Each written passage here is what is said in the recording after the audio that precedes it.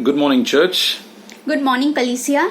और एक बार फिर से आप लोगों का स्वागत है सिटी होप चर्च में। You are all welcome in City Hope Church. Okay, I got confused which language to speak. मैं उलझ गया था कि मुझे इंग्लिश में बोलना है कि मुझे हिंदी में बोलना है। और so thank you Ryan and Lakshmi for leading us in a wonderful time of worship. Ryan और लक्ष्मी धन्यवाद स्तुति आराधना में हमारी अगुवाई करने के लिए। And it's time that we come to the word of God. अभी समय है कि हम परमेश्वर के वचन में देखेंगे। And last time Ryan had mentioned that we are going to go through a series of values of Regions Beyond. पिछली बार जैसे रायन ने कहा था कि हम कंटिन्यूसली हम कुछ सीरीज देखेंगे रीजन्स बियॉन्ड के क्षेत्र में। जो रीजन्स बियॉन्ड क्षेत्र के जो मूल्य हैं हम उनके बारे में सुनेंगे। And Ryan had spoken about the first value of Regions Beyond. Ryan ने हमें रीजन्स बियॉन्ड का पहला मूल्य बताया। And that was faithful to Scripture. और वो था विश्वासु वचन के प्रति। Amen. So today Ryan had asked me to talk about and preach about the second value of Regions Beyond. Ryan ने मुझे कहा कि रीजन्स बियॉन्ड का दूसरा जो मूल्य है वो बताने के लिए। And that is thrilled and motivated by grace. और वो है अनुग्रह द्वारा रोमांचित और प्रेरित। Wow. And so I do not have one particular scripture, but we are going to look at some scriptures.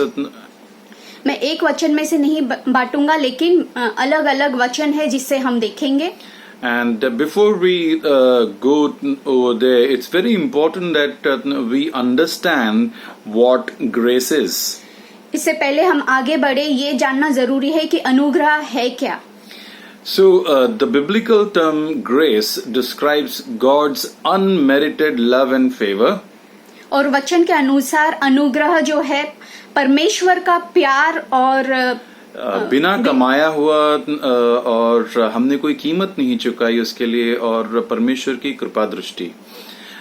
God through His grace gives us the opportunity to receive the blessings. परमेश्वर अपने अनुग्रह के साथ अपना जो एक मौका देता है कि हम परमेश्वर के आशीष और उसके He gives us the blessings of having our sins forgiven. और हमें आशीष देता है कि हमारे पाप जो है वो क्षमा हो जाए। And eventually receiving eternal life. और अनंत काल का जीवन पाए। But we now have to change direction in our walk of life. लेकिन हमें दिशा बदलनी है हमारे जीवन के मार्ग से। Leaving behind our old and sinful ways of life. हमारे जो पुराने तरीके थे पाप के, उससे बदलना है। So if you have your pen and paper, maybe you can jot down these 3 points. अगर आपको ये वचन लिखना है तो आप लिख सकते हैं। We are saved by grace. हमारा उद्धार हुआ है अनुग्रह के द्वारा। So that's like the first point, that we are saved by grace and we are sustained by grace. और परमेश्वर हमें अनुग्रह के द्वारा बचाए रखता है। And we will be glorified because of grace. और अनुग्रह के कारण ही हम महिमा में जाएंगे। And so this is the truth that gives us great cause for rejoicing. और ये कारण है कि हम जो है आनंदमय हो जाए। Right? This is the truth that we are saved by grace. ये सच्चाई है कि हम अनुग्रह से बचे हैं। And so we need to rejoice. इसीलिए हमें आनंद उठाना है। And that should impact our relationship with one another. इसीलिए ये प्रभाव होना चाहिए कि हम एक दूसरे में and how we respond with the world. और कैसे हम प्रतिक्रिया करेंगे संसार से। Okay, so if you have your Bibles, you can turn with me to the book of Romans. हम रोमियो की पुस्तक देखेंगे 5 और 17।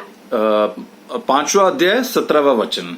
Okay, so we'll look at Romans 5 verse 17, and it says that, for if by the trespass of one man death reigned through that one man, how much more will those who receive God's abundant provision of grace and of the gift of righteousness reign in life through the one man, Jesus Christ. हम Romeo की पुस्तक 5 और 17 वचन देखेंगे।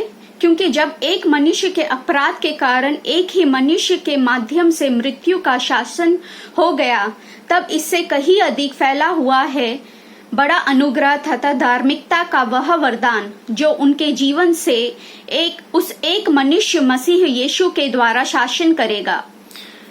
Romans 6:23, it says, for the wages of sin is death, but the gift of God is eternal life in Christ Jesus our Lord. Romeo 6:23 के वचन में देखते हैं, क्योंकि पाप की मजदूरी मृत्यु है, किंतु हमारे प्रभु मसीह यीशु में परमेश्वर का वरदान अनंत जीवन है। And further it says in Romans 8 and verse 1, therefore there is now no condemnation for those who are in Christ Jesus. Romeo 8 और 1 कहता है, इसीलिए अब उनके लिए जो मसीह यीशु में है दंड की कोई आज्ञा नहीं है। Let's look at some more scriptures, and we will go ahead in the book of Romans 8 verse 35 to 37. It says, who shall separate us from the love of Christ? Shall trouble or hardship or persecution or famine or nakedness or danger or sword? As it is written, for your sake we face death all day long. We are considered as sheep to be slaughtered. No, in all these things we are more than conquerors through him who loved us. Romeo 8:35 देखते हैं, कौन हमें मसीह के प्रेम से अलग करेगा? क्लेश, संकट, सताहट, अकाल, कंगाली, जोखिम या तलवार से मृत्यु। ठीक जैसे पवित्र शास्त्र में लिखा है, आपके लिए दिन भर हमारी हत्या होती है, हम वध के लिए निर्धारित बेड़ों के समान समझे जाते हैं, मगर इन सब विषयों में हम उनके माध्यम से जिन्होंने हमसे प्रेम किया है जैवन से भी बढ़कर है। So church, we know the scripture says that the wages of sin is death. जैसे कि वचन बताता है कि पाप का दंड मृत्यु है। Amen. We all were destined to death. और हम पाप में मर सकते थे। Let me tell you about my story of how I was destined to death. Yogesh बताना चाहते हैं उनकी कहानी की उनका जैसे बदलाव कैसे हुआ। नहीं, बदलाव नहीं। मैं बताना चाहूंगा मेरी कहानी जिसके द्वारा आपको पता चलेगा कि किस तरह से मेरी मृत्यु तय थी, लेकिन फिर क्या हुआ वो मैं आपको बताना चाहता हूँ। My father was a government servant.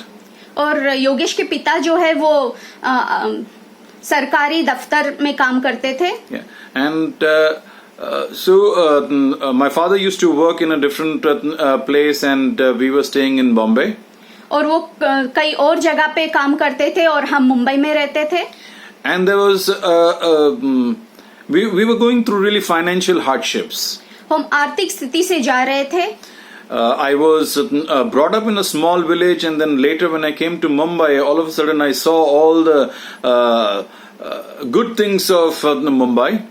और वो छोटे गांव से थे और जब भी वो शहर में आए तो बहुत जैसे एक बदलाव जैसा दिख रहा था। And so I also wanted to dress like how Mumbai people are dressing. I wanted to eat the way they are eating and spend money.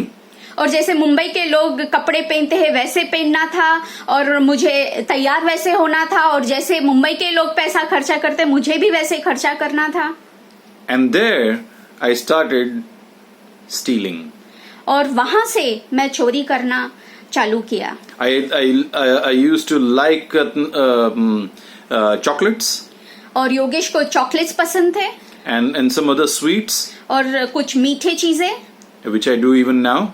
वो अभी भी चाहते हैं। Yeah, I like chocolates and sweets. और वो उन्हें मिठाई और चॉकलेट्स अच्छे लगते हैं। However, at that particular time, since I was not being given those things from the family, I started stealing money from my father and mother's pocket. क्योंकि वो मुझे नहीं दे पा रहे थे, इसीलिए मुझे वो चोरी करनी पड़ती थी मेरे माता और पिता से चिपके। And as days progressed, I came to college. जैसे दिन आगे गए मैं कॉलेज में प्रवेश किया। And just as I was completing my college, I started with my own business. जैसे मैं कॉलेज खत्म करने वाला था, मैं अपना खुद व्यापार करने लगा। And in the business, I had to sell computers, and along with the computers, I had to give them softwares. जैसे वो कंप्यूटर में बिजनेस व्यापार करने लगे, वहां पे उनको जैसे सॉफ्टवेयर बेचना होता था। And in India, not many people buy licensed softwares. और भारत में जैसे सॉफ्टवेयर बहुत जल्दी सब नहीं खरीदते हैं। And everyone wanted free software along with the hardware. और लोगों को जैसे सॉफ्टवेयर फ्री में चाहिए होता था हार्डवेयर के साथ। And so I started giving them free software. So I would go and buy pirated CDs and install as many software they wanted, and in fact give them much more than that they wanted. और software जैसे मैं खरीदता था और उसका duplicate बना के copy बना के मैं बेचते रहता था। And in all these things, I knew in my heart what I was doing was wrong. मुझे वो एक एहसास होने लगा कि जो मैं कर रहा हूँ वो गलत है। But I didn't have the power or strength to come out of that situation of robbing. और मुझ में वो एक हिम्मत नहीं हो रही थी कि मैं वो चीजों से बाहर निकलूं। जो मैं चोरी कर रहा था सॉफ्टवेयर की, मैं वहां से बाहर नहीं निकल पा रहा था। And I would weep and I would cry in the night because I would have that guilt feeling. और रात में जैसे मैं एकदम से रोने लगता था क्योंकि मुझे पता था कि जो मैं कर रहा हूँ वो सही नहीं कर रहा हूँ। And in that situation, while all these things was happening, I also had a tough relationship with my father. ये सब चीजें हो रही थी, लेकिन इसके बावजूद मेरा जो रिश्ता मेरे पिता के साथ था वो एक कठोर था। Because the color of money had blinded me completely. वो पैसे का जो चाहत है वो मुझे एकदम अंधा जैसे बना दिया था। And I stopped studying. और मैं पढ़ना छोड़ दिया था। And I would make excuses that it is because of my father's health that I'm not able to give my exams. और मैं बार बार एक्सक्यूजेस देने लगा कि मेरे पिता का तबीयत ठीक नहीं रहता है और मुझे इतना काम है तो मैं नहीं पढ़ पा रहा हूँ। And I started failing in my exams. और मैं फेल होने लगा एग्जाम्स में। My father labored really very much so that all the three children could study well. वो मेरे पिता जो है इतना मेहनत करने लगे कि तीनों जो मेरे बच्चे हैं वो अच्छे से पढ़ लिख सके। However, I dropped out from the college, from my studies. लेकिन मैं पूरा ग्रेजुएशन अपना कंप्लीट नहीं कर पाया। And while I was doing the computer business, I also started doing printing business. जैसे मैं कंप्यूटर का व्यापार करने लगा वैसे ही मैं प्रिंटिंग का भी व्यापार चालू किया। And it was at that time of doing printing, I met a person called Arun Philip. और जब मैं प्रिंटिंग में था तो मैंने एक व्यक्ति से मेरी मुलाकात हुई जिनका नाम है Arun Philip. And Arun started talking to me about God. और अरुण जैसे परमेश्वर के बारे में बताने लगा। He started talking about sin. वो पाप के बारे में बात करने लगे। And I would cry even more in the night after I would hear Arun. जैसे ये पाप के बारे में बताने लगे मेरा मन जैसे रोने लगता था और रात में वापस से मैं जैसे खूब फूट फूट कर रोता था। He would teach me of how Jesus died for my sins. जैसे अरुण मुझे सिखाते थे कि यीशु मेरे पापों के लिए कैसे क्रूस पर मरे। But I didn't have the strength of accepting Jesus in my life. लेकिन मैं जैसे परमेश्वर को वो टाइम पर अपना जीवन नहीं दे पा रहा था। Arun and others in the church, they labored 3 years praying for me. Arun और बाकी के जो लीडर्स थे वो 3 साल लगातार मेरे लिए प्रार्थना करते रहे कि मैं यीशु को समर्पण कर सकूं. And then one fine day when my relationship with my earthly father got really tough. और जैसे मेरे पिता के साथ मेरा रिश्ता एकदम एक डिफिकल्ट होने लगा. I went to Arun and I poured out my heart to him. और अरुण के साथ मैंने ये बातें बांटी. And he shared the love of God with me. और उन्होंने परमेश्वर के प्यार को मुझे बताया. And that was a day in Bandra Stepping Stone where I gave my life to the Lord. और वो दिन था स्टेपिंग स्टोन बैंड्रा में कि मैंने मेरा जीवन यीशु को दे दिया. He explained to me and I understood that yes, it is Jesus. It is only through Jesus that I can receive salvation. और उस दिन मुझे समझ में आया कि सिर्फ यीशु के द्वारा ही मेरा उद्धार हो सकता है. It is only through the grace of God which I can receive through Christ Jesus. और वो जो अनुग्रह है परमेश्वर की वो सिर्फ मैं यीशु के द्वारा ही ले सकता हूँ. And this grace forgives my sins. और ये अनुग्रह जो है वो ही मेरे पापों को क्षमा कर सकता है. And when I believed in that, और जब मैं उस पर विश्वास करूंगा, my sins are forgiven. मेरे पाप सब माफ क्षमा किए जाएंगे. And now I am adopted as a son into the God's family. और अभी मैं जैसे एक परमेश्वर का बच्चा हो गया हूँ. So if you are listening for this kind of a message for the first time, अगर आप ये ऐसा वचन पहली बार सुन रहे हैं and you have not yet known about Jesus, और आप अगर यीशु को नहीं जानते हो, I would like to say that Bible says that we all have sinned. और पवित्र शास्त्र कहता है कि हम सब ने पाप किया है. And our destiny, my destiny, because of the sin that I was doing of robbing and telling lies and all other things, was taking me towards death. और जो कार्य हो रहा था मेरे जीवन में जैसे कि चोरी और जो खट्टोरता, झूठ बोलना, ये सब जो है मुझे मृत्यु की तरफ बढ़ा रहा था. However, the word of God says, लेकिन परमेश्वर का वचन कहता है, For God so loved the world परमेश्वर ने संसार से इतना प्यार किया that he gave his only son Jesus, कि उसने एक इकलौता पुत्र यीशु अपने आप दे दिया. so that whoever shall believe in Jesus, जब हम विश्वास करेंगे जीसस में, that he died for my sins कि वो मेरे पापों के लिए मरा and he rose again, और वो फिर से जी उठा, I receive an eternal life. मैं अनंत काल का जीवन पाऊंगा.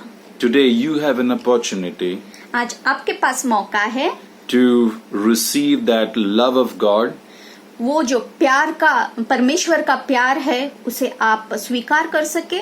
This grace of God is equal to love of God. जो परमेश्वर की अनुग्रह है वो परमेश्वर के प्यार से बराबर है.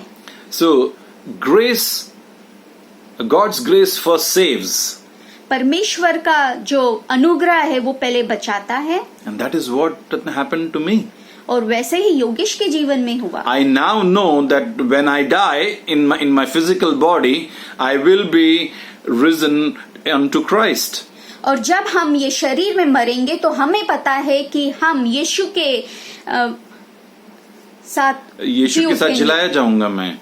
And it is only and only because of the grace of God that I will be with him.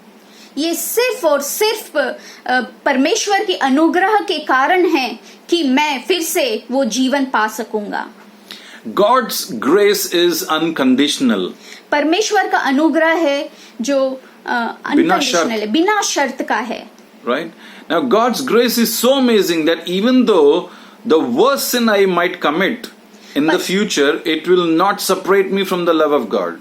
परमेश्वर की अनुग्रह इतनी अचंभित है कि मुझे पता है कि मैं जो मेरा जो भविष्य है वो परमेश्वर के प्यार से अलग नहीं कर सकता। अगर मैं भविष्य में भी कोई बड़ा पाप भी करता हूं या कोई बहुत ही बुरा पाप करता हूं तो भी मुझे परमेश्वर के प्रेम से कोई भी बात अलग नहीं कर सकती है। We were loved before we knew of His love. और हमें पहले से ही प्यार किया गया है जब हम वो प्यार को महसूस भी कर नहीं सकते। We were loved before we even repented. हमें प्यार किया गया था पहले से ही, इससे पहले कि हम पश्चाताप करें। We will continue to be loved even if we sin. अगर हम पाप भी करेंगे तब भी हमें परमेश्वर प्यार करेगा। We will continue to be loved even if we are weak in our prayer life. परमेश्वर हमसे तब भी प्यार करेगा कि हम जब कमजोर है और हम प्रार्थना में भी कमजोर बैठेंगे तब भी परमेश्वर हमें प्यार करेगा। We will continue to be loved even if we neglect to read our Bibles daily. परमेश्वर तब भी प्यार करेगा कि हम जब परमेश्वर का वचन को इतना नहीं पढ़ेंगे तब भी परमेश्वर का प्यार हमारे लिए कम नहीं होगा। We will continue to be loved because nothing, and let me repeat, nothing can separate us from the love of God in Jesus Christ. परमेश्वर का प्यार हमेशा और हमेशा हमारे साथ रहेगा और वो प्यार कभी अलग नहीं होगा यीशु के लिए। Now, where do I get this thing from? और ये कहाँ पर मुझे आता है? Let's turn our Bibles to Romans 8, verse 35 and 37. Romeo की किताब देखते हैं 8वां और 35 वचन। 8वां अध्याय 35 और 37 वचन। And it says, Who shall separate us from the love of Christ? Shall trouble or hardship or persecution or famine or nakedness or danger or sword? As it is written, For your sake we face death all day long. We are considered as sheep to be slaughtered. No, in all these things we are more than conquerors through Him who loved us. Romeo 8:35 से 37 वचन देखते हैं। कौन हमें मसीह के प्रेम से अलग करेगा? क्लेश, संकट, सताहट, अकाल, कंगाली, जोखिम या तलवार से मृत्यु। ठीक जैसा पवित्र शास्त्र में लिखा है, आपके लिए दिन भर हमारी हत्या होती है। हम वध के लिए निर्धारित बेड़ों के समान समझे जाते हैं। मगर इन सब विषयों में हम उनके माध्यम से जिन्होंने हमसे प्रेम किया है जैवन से भी बढ़कर है। Amen. We are more than conquerors. हम जैवन से बढ़कर है। God gives us the grace and we become more than conquerors. परमेश्वर हमें वो अनुग्रह देता है कि हम जो है जैवन से बढ़कर होंगे। Amen. Amen. So that was the first thing that I wanted to bring out was God's grace is unconditional. ये पहली चीज थी, जैसे परमेश्वर का अनुग्रह है वो बिना शर्त का है। It's unconditional. It's not like if you will do something, if you read your Bible daily, if you pray for 4 hours or 5 hours, if you pray in tongues for 10 hours, only then you will receive the grace of God. परमेश्वर का अनुग्रह जो है वो unconditional है, बिना शर्त का है कि हम बाइबल पढ़ेंगे, हम घंटों घंटों प्रार्थना करेंगे या अन्य भाषा में बात करेंगे तभी परमेश्वर की अनुग्रह मिलेगी, नहीं, वो हमेशा मिलेगी। Amen. Amen. Now that doesn't give us a license that we should stop reading our Bible and stop praying. और ये हमें लाइसेंस नहीं देता है कि हम परमेश्वर का वचन नहीं पढ़े या प्रार्थना नहीं करें। In fact, the second point will answer that. ये जो दूसरा पॉइंट है ये उत्तर देगा। Grace of God challenges us to live a holy life. परमेश्वर जो है परमेश्वर की अनुग्रह हमें चुनौती देती है कि हम पवित्र जीवन बिताए। Amen. Amen. Now, in the book of Romans 6, verse 1 and 2, we see, What shall we say then?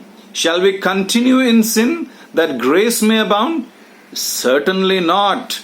How shall we who died to sin live any longer in it? Romeo 6:1 देखते हैं, तो फिर क्या हम पाप करते जाए कि अनुग्रह बहुत होता जाए? नहीं, बिल्कुल नहीं। यह कैसे संभव है कि हम जो पाप के प्रति मर चुके हैं उसी में जीते रहे? And in verse 14 and 15 of the same chapter it says, "For sin shall not have dominion over you, for you are not under law, but under grace. What then? Shall we sin because we are under law, but not under law, but under grace? Certainly not." पाप की तुम पर प्रभुता नहीं रहेगी, क्योंकि तुम व्यवस्था के नहीं परंतु अनुग्रह के अधीन हो। तो क्या हम पापमय जीवन में लीन रहे? क्योंकि अब हम व्यवस्था के नहीं परंतु अनुग्रह के अधीन हैं? नहीं, बिल्कुल नहीं। God's grace is not a license to sin now. और परमेश्वर का जो अनुग्रह है वो लाइसेंस नहीं देता है कि हम पाप करें। It doesn't give a license to sin and ask for forgiveness later. कि हमें लाइसेंस नहीं देता है कि हम पहले पाप करें और फिर बाद में क्षमा मांगे। You know, dead people don't sin. मरे हुए लोग पाप नहीं करते। Through Jesus, we have died to our old way of living. नए जीवन में यीशु में जब हम आते हैं तो हम पाप से मर जाते हैं और हमारे जो पहले का जीवन था वो मिट जाता है।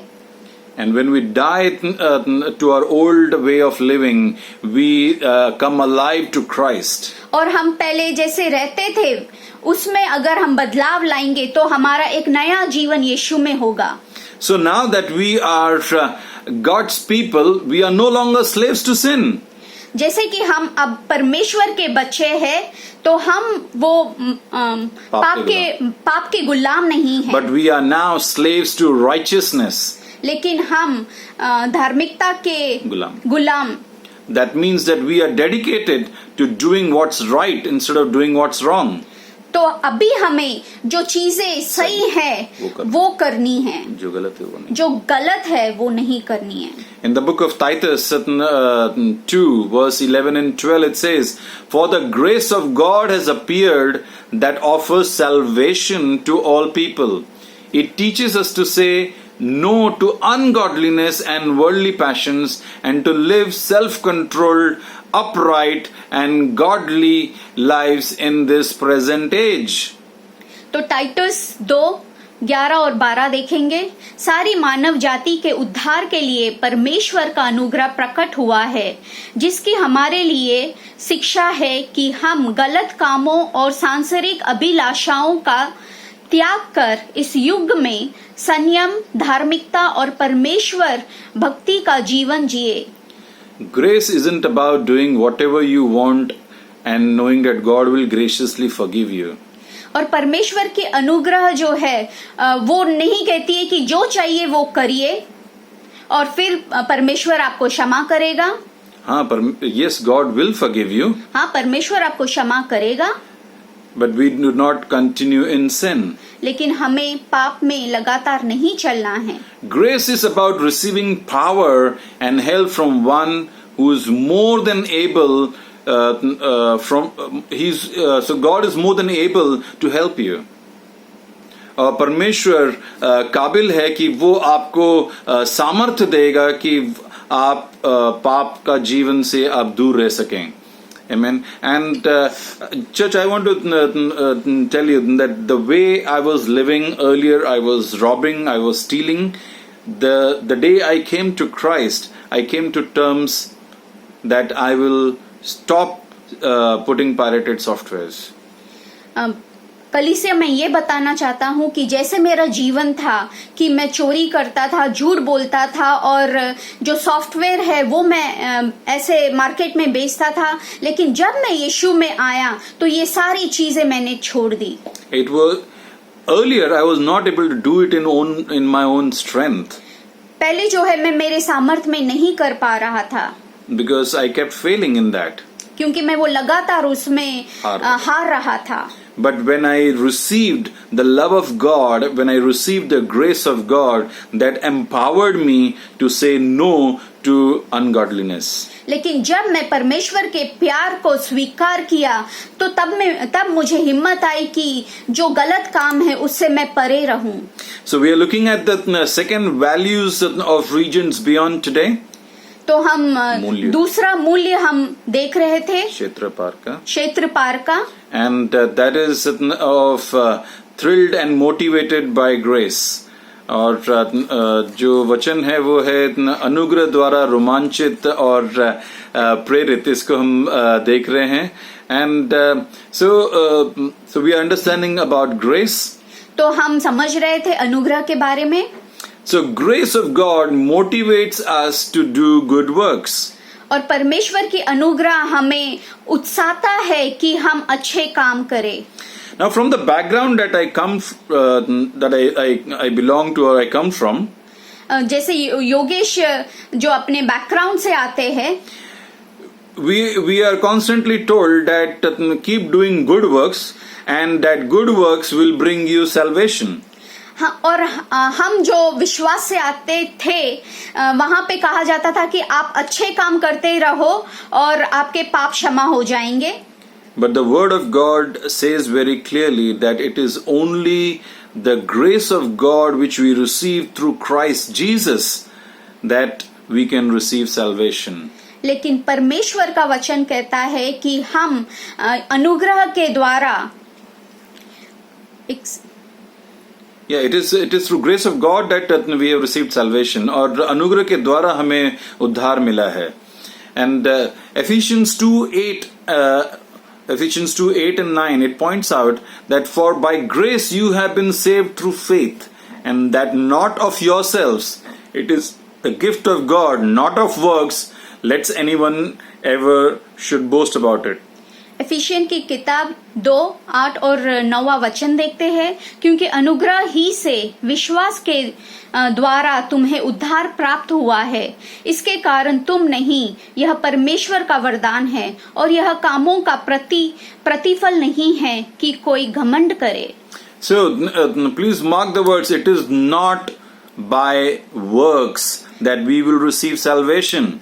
तो ये आप ध्यान दें कि आपके काम से आप उद्धार नहीं पा सकते। If we try to do that, अगर हम कोशिश करेंगे वो करने के लिए, then the word of God says your only good deeds are just like a doormat. अगर आप वैसे कर रहे हैं तो आपका जो अच्छा काम है वो एक टपरी की तरह है। Okay. So just as the grace of God is necessary for salvation, जैसे परमेश्वर की अनुग्रह जरूरी है उद्धार पाने के लिए, so too are the good works, तो वैसे ही अच्छे काम, which God prepared beforehand that we should walk in them. परमेश्वर ने वो तैयार किया है कि हम उस रास्ते पर चले। And the word of God says further in verse 10 of Ephesians 2 that which God prepared beforehand that we should walk in them. हम परमेश्वर द्वारा पहले से ठहराए हुए भले कामों के लिए मसीह के रचे गए परमेश्वर की रचना है। So while we are not saved by good works, हमारा उद्धार अच्छे काम करने से नहीं हुआ है, because we have received the love of God and because we have been saved by grace, क्योंकि हमारा उद्धार परमेश्वर की अनुग्रह से हुआ है, now we want to do good works. क्योंकि उद्धार इसलिए हुआ है तो हमें अभी अच्छे काम करने हैं। After a person repents of sin and is baptized and receives the Holy Spirit, जब हम पश्चाताप करेंगे और पवित्र आत्मा पाएंगे, he or she must begin to live by those good works as a new creature. तो हम वो एक नई जिंदगी जो हमें मिली है अच्छे काम करें। Our mind should be focused on serving God and fellow men. और हमारा जो जीवन है वो परमेश्वर को सर्व करना है, सेवा करना है, और एक दूसरे की सेवा करना है। And our lifestyle should change from being served to serving others. और हमारा जो लाइफस्टाइल है वो हमें बदलना है कि हमें दूसरों को मदद करना है, ना कि किसी और से मदद लेना है। Jesus is our model. और यीशु हमारा एक उदाहरण है। He didn't come to be served, but he came to serve. यीशु उदाहरण है कि वो हमें सेवा देता है, ना कि लेता था। Yeah, church at this particular time, I really want to appreciate each and every person from Harvest of Grace, from City Hope Church.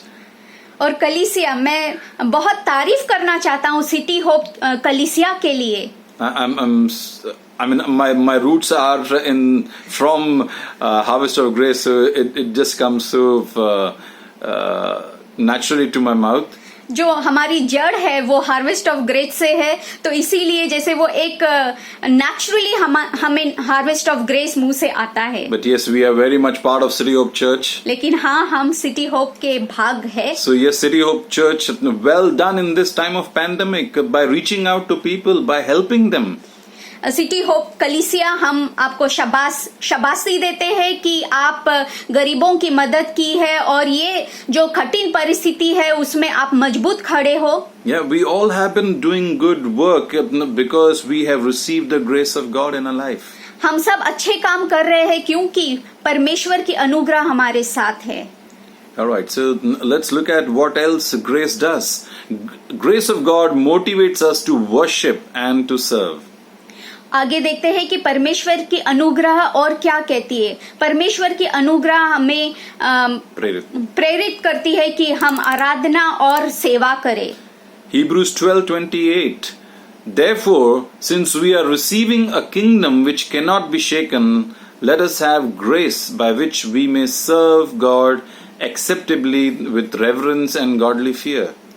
इब्रानियों 12 और 28 वर्स देखते हैं। इसीलिए जब हमने अविनाशी राज्य प्राप्त किया है, हम परमेश्वर के आभारी हो कि इस आभार के द्वारा हम परमेश्वर को सम्मान और श्रद्धा के साथ स्वीकार योग्य आराधना भेंट कर सके। So in some of the translation, they have used the word that we may be able to serve God. Some translations have used that we may be able to praise God and worship God. और अलग अलग इसमें कहा गया है, रूपांतरण में कहा गया है कि हम परमेश्वर की सेवा करें। किसी में लिखा है कि परमेश्वर की आराधना करें, स्तुति करें। So if a God is a consuming fire, what should be the temperature of the hearts of those who claim he is alive in them? और अगर परमेश्वर वो धधकती आग है, तो जो लोग कहते हैं कि हम यीशु की वजह से जिंदा हैं, तो उनके अंदर का तापमान क्या होना चाहिए? We cannot sit Sunday after Sunday hearing sermons which are good without the intensity of something rising up within us to be empowered and inspired as a flaming torch for him. हम लगातार हर रविवार को हम वचन सुनते रहते हैं। हाँ, ये अच्छी बात है, लेकिन जो हम वचन सुनते हैं तो हमें उठ खड़े रहना है और हमें सामर्थ्यशाली बनना है और दूसरों को एक वो जैसे आग फैलानी है, परमेश्वर की आग। Amen. You all are, you and I and my wife Judy, we all are called to be a flaming torch for him. हम एक दूसरे को वो आग आगे बढ़ाते रहना है। In love, he predestined us for adoption as sons through Jesus Christ according to the purpose of his will, to the praise of his glorious grace. और एफिशियन 1:5 और 6 कहता है, प्रेम में उन्होंने हमें अपनी इच्छा के भले उद्देश्य के अनुसार अपने लिए मसीह यीशु के द्वारा आदि से ही अपनी संतान होने के लिए नियत किया कि उनके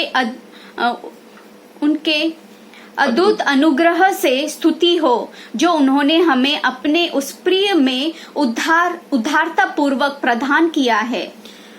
The purpose and the aim of God's love was the praise of the glory of his grace.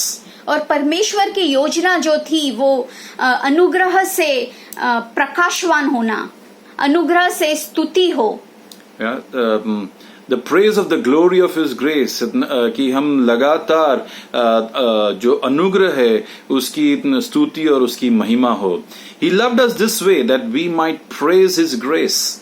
और उसने हमसे ऐसे प्यार किया कि हम उसके अनुग्रह को पा सके, उसकी प्रशंसा करें. The ultimate aim of our adoption is the glorifying of adopting grace. और परमेश्वर ने हमें जो अपनाया है वो इस कारण से अपनाया है कि जो अनुग्रह जिसके द्वारा उसने हमें अपनाया है उसे लगातार महिमा मिलती रहे. A regenerate person loves to praise God's grace in our adoption. और एक जो जिसका नया जन्म हुआ है वो मनुष्य जिसे प्रेम मिला है वो परमेश्वर के अनुग्रह का लगातार स्तुति आराधना करता रहेगा. A nominal Christian simply loves the natural benefits of adoption. जो सामान्य मसीह है वो सिर्फ जो फायदा है वो खाली लेता है. Who are we? Are we nominal Christians or are we a regenerate person? हम कैसे मसीह है? हम एक साधारण मसीह है कि हम नया जीवन में जीने वाले मसीह है? That's for you to answer to yourself. ये आप अपने आप से पूछिए. Okay, so grace of God strengthens us for endurance. और परमेश्वर का अनुग्रह हमें सामर्थ देता है लगातार बने रहने के लिए. And grace is the power God gives us to overcome our struggles. और परमेश्वर की अनुग्रह है जो हमें सामर्थ्य देता है कि जो हमारे कठिनाइयां हैं हम उससे बढ़कर आगे निकले. Yeah, we heard earlier that we are more than conquerors. जैसे कि हमने देखा है कि हम विजेताओं से बढ़कर है. Yeah. 2 Corinthians 12 verse 9 and 10. 2 Corinthian 12 9 और 10वां वचन.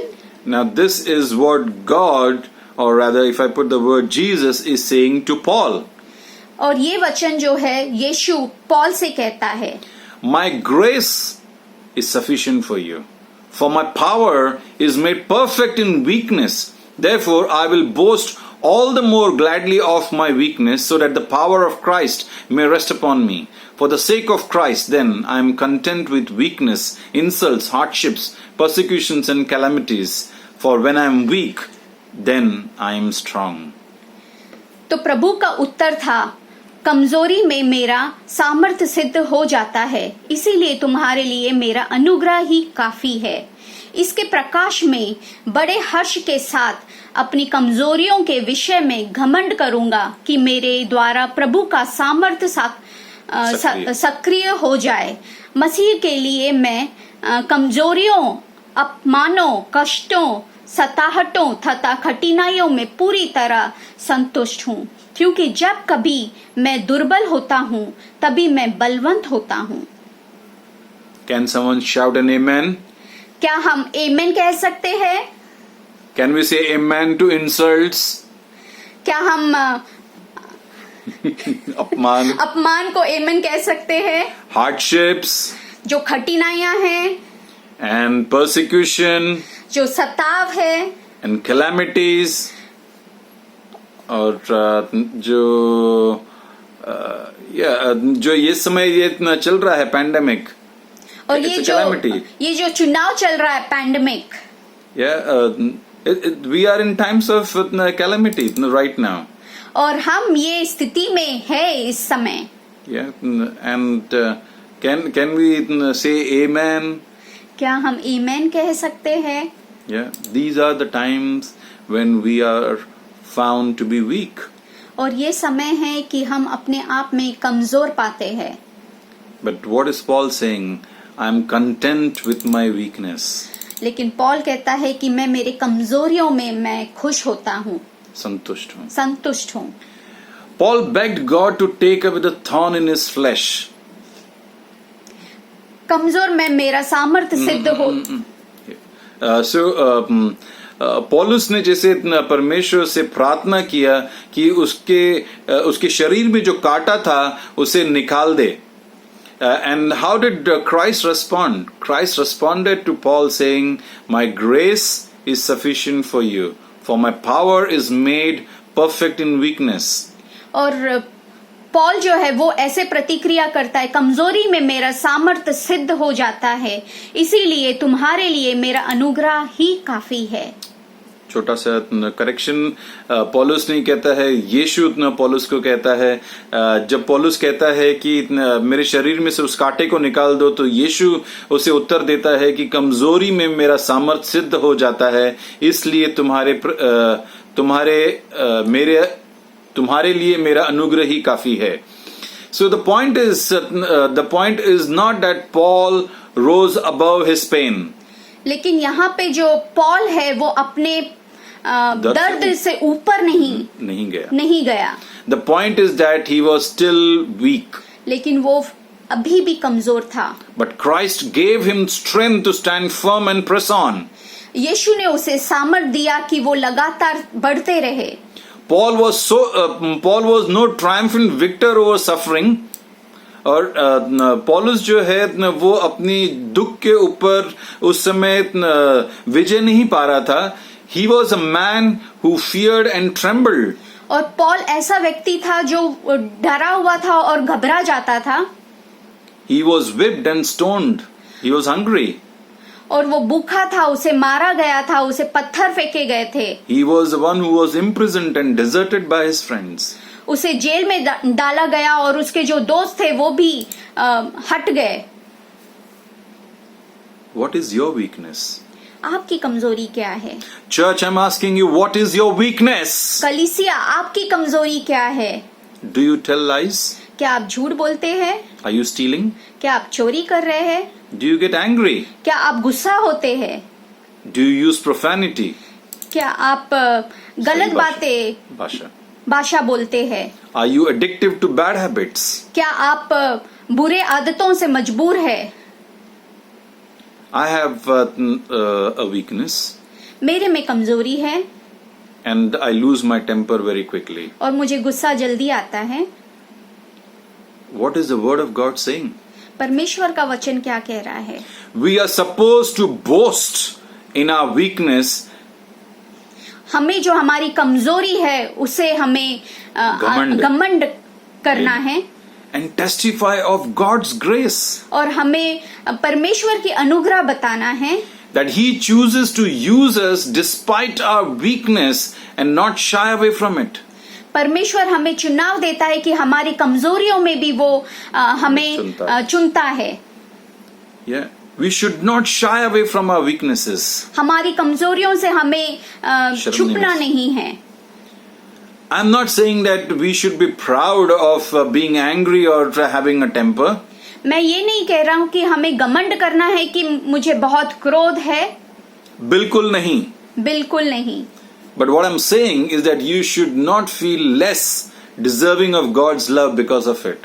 लेकिन इसके कारण आपको वैसे नहीं सोचना है कि मैं इससे परमेश्वर के लायक नहीं हूँ। परमेश्वर के प्रेम के लायक नहीं हूँ। परमेश्वर के प्रेम के लायक नहीं हूँ। You should not let anyone, और किसी को भी, even yourself, make you feel small because you have flaws.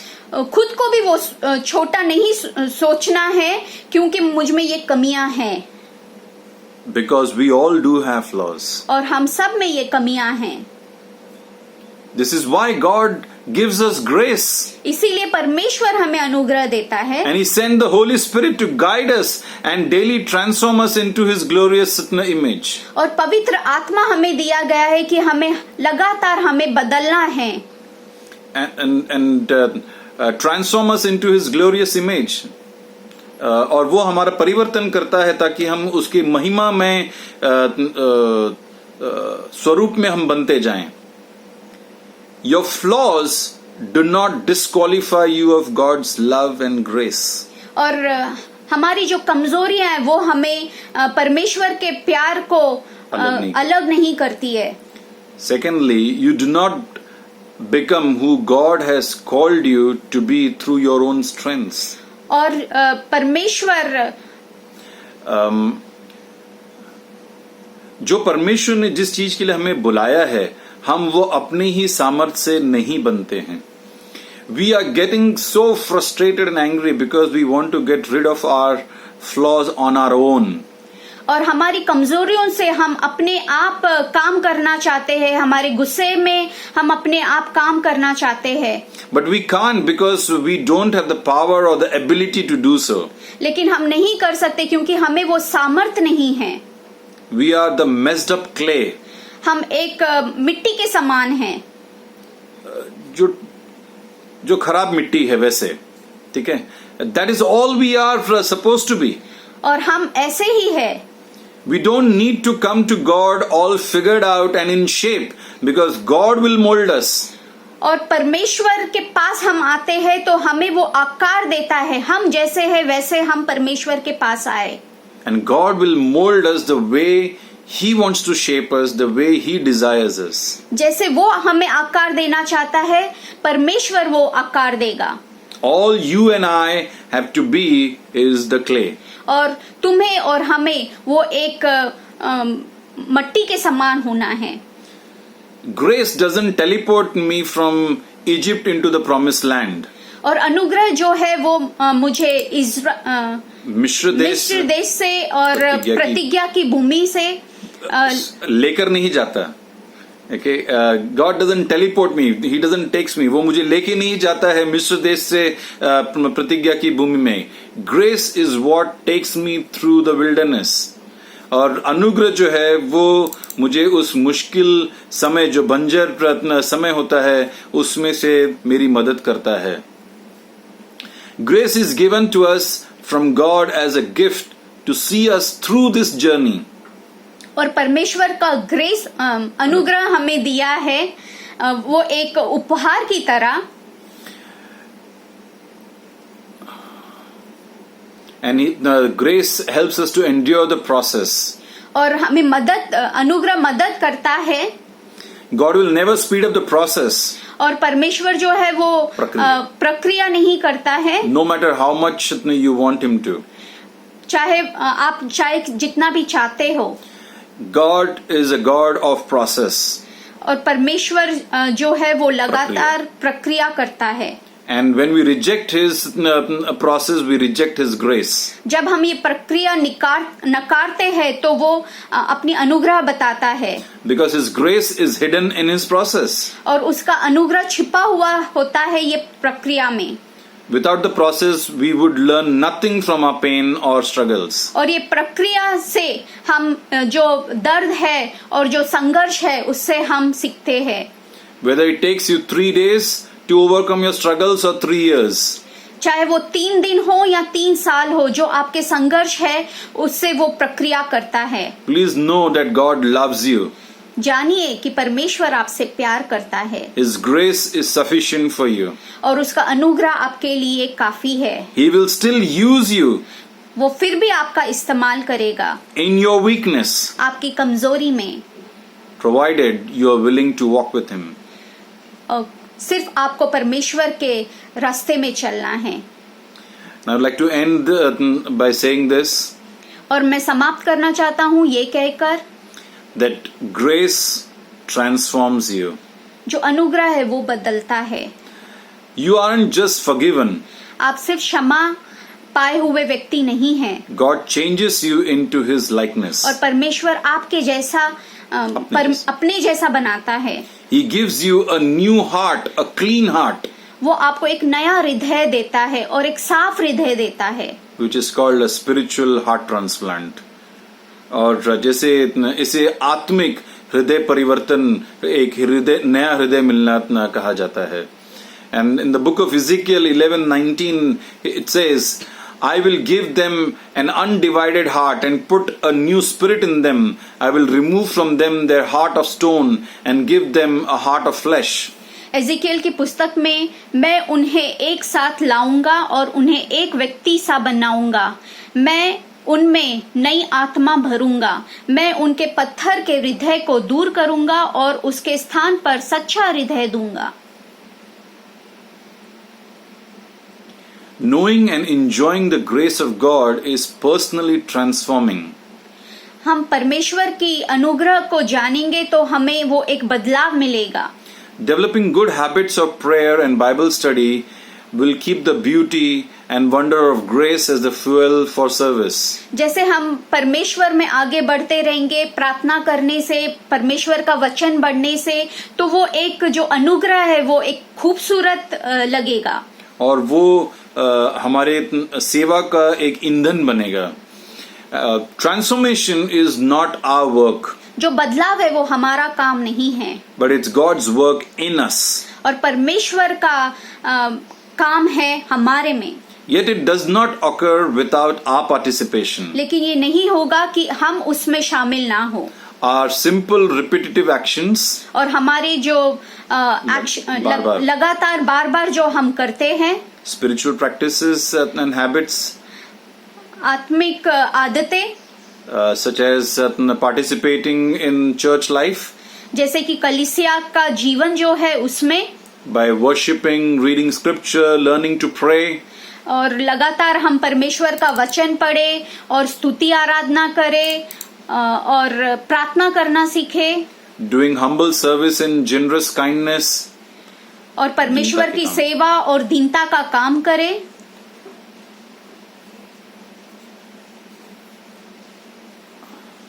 Grace, transformation is about becoming more Christ-like. जो बदलाव है वो ऐसा है कि हम परमेश्वर के जैसा बनते जाए. Today, we need to be motivated and thrilled by this grace that we have received. हमें वो उत्साहित रहना है कि जो अनुग्रह हमने परमेश्वर से पाया है उसके लिए. So grace of God is brings salvation to us. परमेश्वर का अनुग्रह जो है वो हमें उद्धार देता है. And it is only by the grace of God that we will be able to go to heaven. और सिर्फ परमेश्वर की अनुग्रह है कि उस अनुग्रह से हम वो राज्य में जा सकते हैं. And I would like to end with this line. और मैं समाप्त करूंगा ये कहकर, We begin by grace, continue by grace, and reach the goal by grace. हम जैसे शुरुआत किए हैं अनुग्रह से, हम लगातार अनुग्रह में चलते रहे और वो जो हमारा लक्ष्य है वो अनुग्रह से रहे. Grace has brought us safe this far. Grace will lead us home. और अनुग्रह जो है वो हमें यहाँ तक ले आया है और आगे भी हमें अनुग्रह ही ले जाएगा. Thank you, church. God bless you. धन्यवाद कलीसिया. परमेश्वर का आशीष आप पे रहे.